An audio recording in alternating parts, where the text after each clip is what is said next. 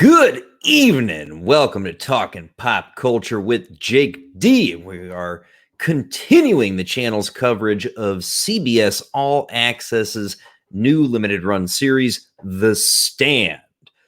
Thus far, we're now into episode 6 of the 9-episode run that we're going to get. And you'd expect that a lot of action was going to pick up and we'd really start getting into exactly kind of the main points of the plot. And I suppose you do to an extent. And this show, the whole season and the entire run has been disappointing for a variety of reasons, one way for another. And I'm going to start off with rolling out. I'm giving this one a 5 out of 10. And I think it's a week 5 from this week's episode. I have really tried to give this show a chance, and every opportunity that I feel like I'm given to the producers and the directors and the showrunner, they just seem to squander it at every moment that they've got.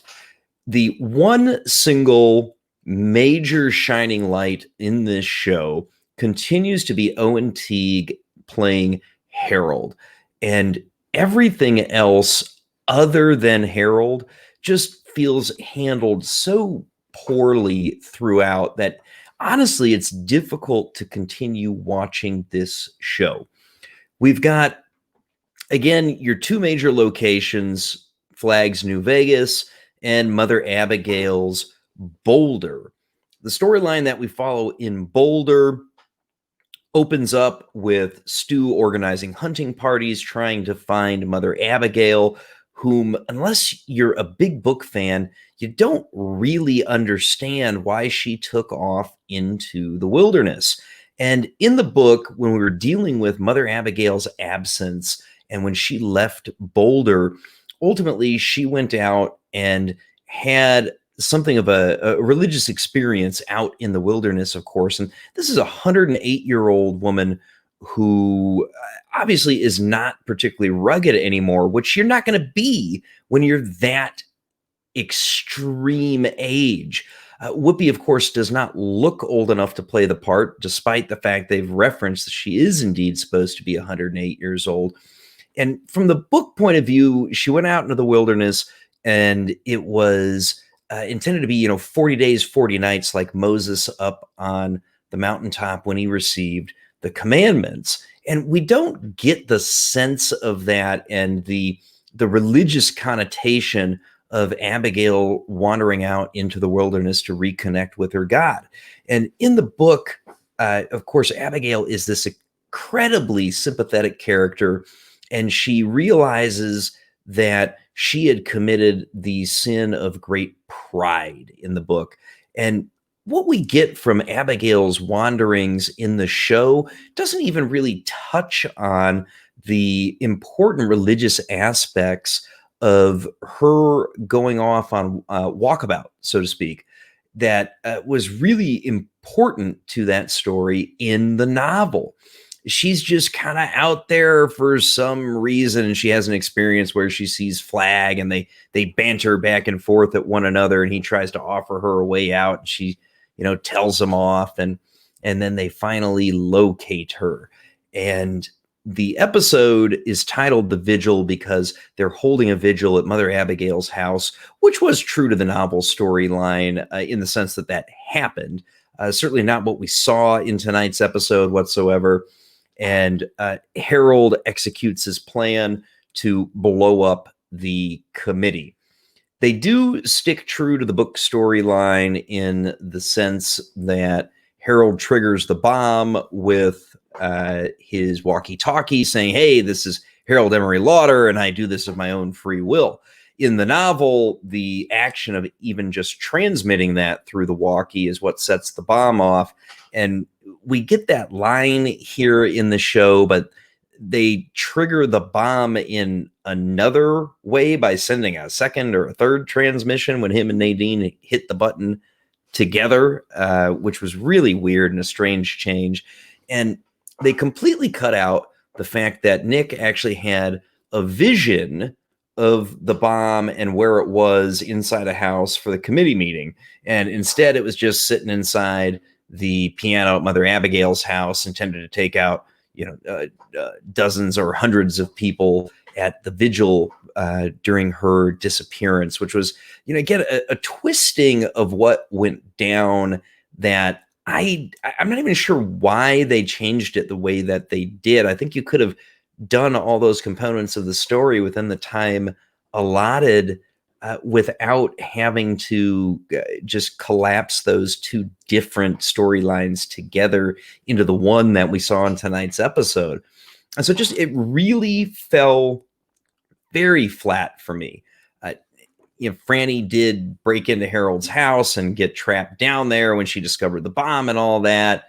And, there's a scene where she's running up trying to save her lover, Stu. And it just, as with every scene that Franny has in this show, it just felt god-awfully flat. I don't know what it is about this actress's performance, but it's just, among all the main characters in this show, it's by far the worst. And I don't know if it's just a horrible miscasting, if she's a poor actress, or what the issue is, but Franny the performance is awful.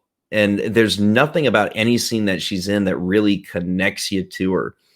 And Mother Abigail's wandering around doesn't hit for the viewer like it ought to, because the viewer doesn't understand who Mother Abigail is or what her role truly is because of all the mistakes that they've made in the previous episodes. So her wandering, you don't understand why she's so important to Boulder. And so the entire Boulder storyline in this episode was just absolutely flat. Yeah, I am going to move into the Vegas piece of the storyline here shortly, Colin. And I got to say, it not horribly unexpected, because, Ezra is such a...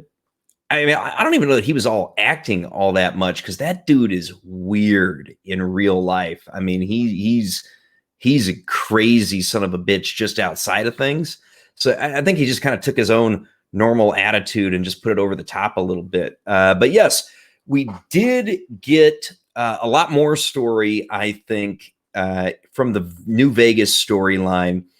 And the episode opened up with the introduction of the Trashcan Man.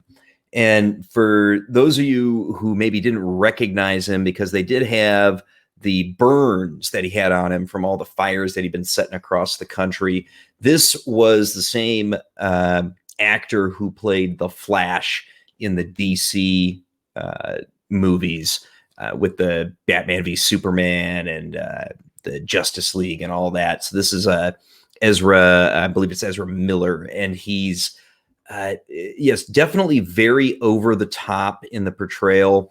Although that one, unlike the crazy Ruby Rod that we're getting out of Lloyd Heinried, was, I thought, a bit closer to the character from the novel. Because, let's face it, Trashy, especially once he got to Vegas, that dude was crazier than batshit.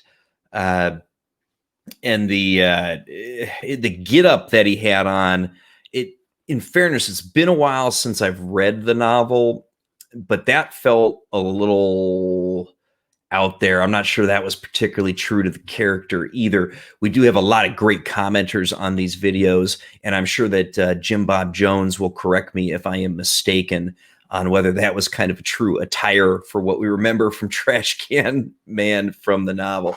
Geek Tropology, good to see you here. And of course, my constant and consistent wrench, just another red shirt. Good to see all of you guys here. Honestly, Trashy was my least, the thing that bothered me the least about the New Vegas storyline.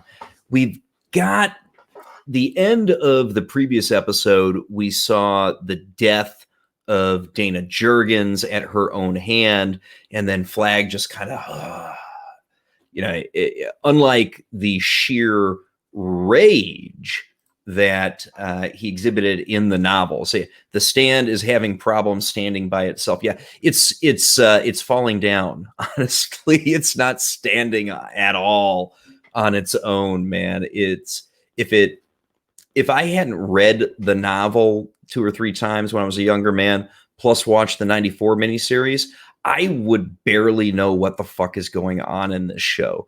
And that's a really, really major failing.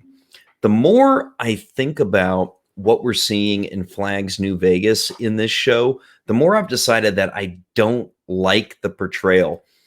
We are seeing just sort of a hedonistic paradise almost. Yeah, falling down was definitely better. Yeah. Yeah, no, that was definitely a very, very decent movie. There's a blue pill for that. Yeah. The producers of this show definitely could use that little blue pill, a whole stack of them. So Flag's New Vegas is this hedonistic paradise. They're drinking, they're doing drugs, they're screwing each other on the casino floor, and it's all of the excesses of life, which is a very stark contrast to the New Vegas that was portrayed to us in the books. For one thing, Flag in the novel was crucifying drug addicts. Anybody who was doing drugs, he killed their asses in the novel. And yet we've got drugs galore in the New Vegas here in the show. And one of the things I remember, which was a very, very cool scene from the novel, was there was a conversation between, I think it was just Glenn and Stu, although I could be mistaken, and maybe it was the entire committee. But Glenn, who's the sociologist, was talking about how he believed that a lot of the engineers and the tech type people were going to end up in Vegas because Flag was running such a tight ship over there. He already had the lights back on. He had people. How can Hollywood fail at adapting a product of cocaine? Well, because they wanted to put cocaine into the show. That was one of their big failings. And the conversation between Glenn and Stu, where he talked about how all the tech people were going to go to Vegas because Flag was running a tight ship. He was an effective administrator, and he was making sure, using the old cliche that the trains ran on time. And because they were talking about sort of the deficit of the types of people that were going to wind up in both communities. And that is so starkly contrasted from the New Vegas that we see in this show, as the New Vegas in the show is completely unrecognizable in contrast to the Vegas of the novel. And the more that I think about it, the more that bothers me. And Colin has mentioned that the makeup was great. I'm guessing you're talking about the makeup on Trashcan Man. And yes, I thought that looked the shit. It was a really good appearance. Ezra Miller was almost unrecognizable.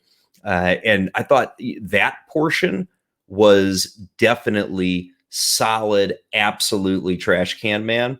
And so I thought that part of the look was at least on the money, and it worked for me pretty well.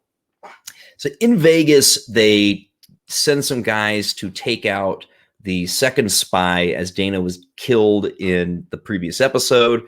And it's Judge Ferris. And of course, she gets killed just like he did in the novel. And Bobby Terry, the guy who was going to take him out, gets brought to Flag with the body bag of the judge. And this worked pretty closely to what I remember of the novel scene when they report on the fact that the judge was killed. And Flag, of course, goes fucking nuts, and he rips Terry apart. And that was really good. Now, where they again departed rather significantly, Stephanie Littlepage, good to see you. Thanks for popping in. Another significant departure from the novel story is Flag figures out who the third spy is because of a comment made by his basically Maitre D' of the Inferno Casino, where he's camped out. Instead of Caesar's, by the way. They're at the Inferno Casino, which is like a mile and a half down the strip from Caesars. I mean, I guess you make that change because of trying to call it Hell on Earth or what have you. But Caesars was the original base of Flag. But they're in the Inferno, and his maitre d' wants to call up Tom Cullen to help clean up the mess that Flag made in the elevator. And and she says, yeah, the big guy, Moon, he's best damn janitor I've ever seen. And Flag connects the dots because he keeps getting visions of the moon when he's trying to spot the third spy, which of course is a big departure from the novel. Flag never figures out who the hell he is. Tom simply sees the full moon and starts heading back to Boulder like he was supposed to. Tom was warned by Dana in the previous episode to run. He has somebody point out to him what run means on something else. And so he's getting ready to bug out of there. Right as Flag's coming to look for him, he hides in a truck of bodies from the gladiator matches. Again, not something that happened in Vegas in the novel at all. He just bugged out of there when he was supposed to bug out, and started making his trip home, where he eventually meets up with Stu, who falls on the way to Vegas. And so the changes that they're making there are, The Stand is not standing up to the book at all, Colin. I expect changes in any adaptation. You can't faithfully bring everything in. You're going to have to skip over some things, but you don't have to dramatically change the events. And the complete twisting of the events from what we saw in the novel to making them almost unrecognizable in this adaptation. I mean, it's almost not even an adaptation, or certainly not a faithful one. It's sort of loosely based on Stephen King's The Stand at this point. And that's frustrating. Because, this version isn't holding up to the previous miniseries. And yes, Ratwoman. that was Ratwoman? Oh, Jesus Christ. I didn't even recognize that. You know what I mean? Because, yes, I remember that from the novel, but I did not put two and two together that that's who that was. Again, such a wide departure from what we read and even what we experienced in the 94 miniseries as to make the character not even knowable. But Tom's going to get out of there, so that's good. He's supposed to get out of there. Although the way that he pulled it off in the novel, I thought was much better than how they're bringing it to us here, because it wasn't a harrowing escape. He did his job exactly like Nick knew that he would, which was in the novel, he just flew under the radar completely, and you barely noticed him, even though Julie Lawry did spot him. And I was something I didn't catch until I thought about it in between episodes was that, she definitely had a very bad case of meth mouth. And Brad Dourif's daughter. Okay. Now, it was something I realized in between episodes that didn't get into me in my review on last week's episode was they made Julie Lawry Lloyd Heinried's girlfriend in the show, when of course it was Dana Jurgens that he was sleeping with in the book. That was some of the way that she got close to the power in Vegas, of course, was hooking up with Heinried, who is so far apart from the character in the novel that it's again unrecognizable. The Lloyd in the book was almost a tragic character because his consistent story was basically that he kept falling in with the wrong guys to an extent, whether it was Polk in the beginning when they pokerized the guy at the mini mart, or whether it was with Flag, who appointed him as his chief administrator there in Vegas as the right-hand man. He always fell in with the wrong guy. And even though Flag made him much smarter and more effective and a better man, he sure as hell was not Ruby Rod, which is the best comparison. I think one of the commenters on the video review from last week made that comparison. I think it was dead on. Lloyd should not be Chris Tucker. He should be a cold and calculating type of guy. And it's just not what we're getting here at all. And the more I see this Lloyd, the more I hate the portrayal. I don't blame the actor for this because I'm sure he's portraying the character exactly how the directors, the show writer, and the showrunner wanted him to. And for the character they're asking him to portray, he's fine. It's just not Lloyd.